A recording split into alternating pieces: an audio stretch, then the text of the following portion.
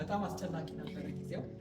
እንዲሁ አሁን ራሱ ሳስበው እና እንደነገሩ ያ የመጨረሻው ኬዝ ስትረስ ቢሆንም ያ ነገር እንዲሆን ያደረገ ታሪክ አለ።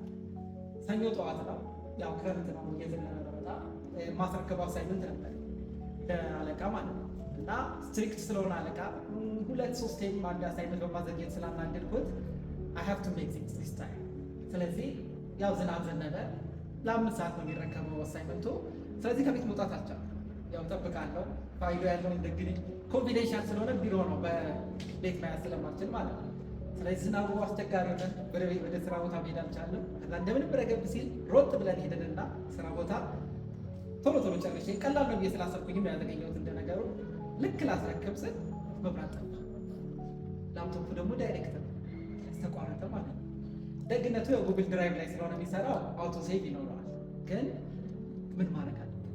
ይሄን ስራ ካላስረከብኩኝ መባረር የነገርኳችሁ ስቶሪ ስላለ ማለት ነው።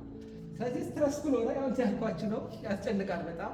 ተነጋገርን ከጓደኞቼ ጋር ምን ማድረግ አለብን የሚለውን ብዙ ነገር አሰብን። ከዛ ጄኔሬተር ውስጥ ብለን ቼክ አደረገን። ጄኔሬተሩ ደግሞ ነዳጅ አልቋል።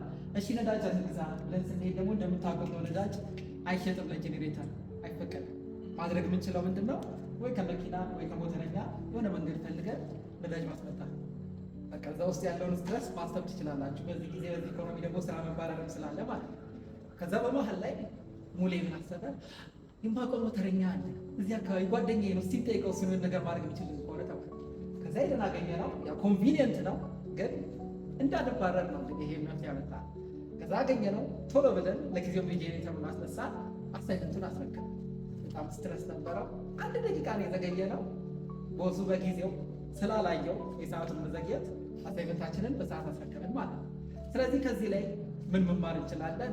እንደ ነገሩ እንዳልኳችሁ ቀላል ነው ብዬ ስላሰብኩኝ ነው አሳይመንቱን ያዘገየሁት። ግን በእንደዚህ አይነት ሲቹዌሽን ውስጥ አሁን መብራት በሚጠፋበት አይነት ሀገር ውስጥ አሳይመንትን ማዘግየት፣ ስራን ማዘግየት ለበኋላ ምናምሮ ማሰብ እንደዚህ አይነት ችግር ውስጥ ሊከተል ይችላል ማለት ነው። ስለዚህ እንደምንም ብለን ተወጣ ነው። በጣም ያስጨንቃል። ባላስበውም ደስ ይለኝ ነበረ፣ ግን ስላወራሁት ደስ ብሎኛል። አመሰግናለሁ።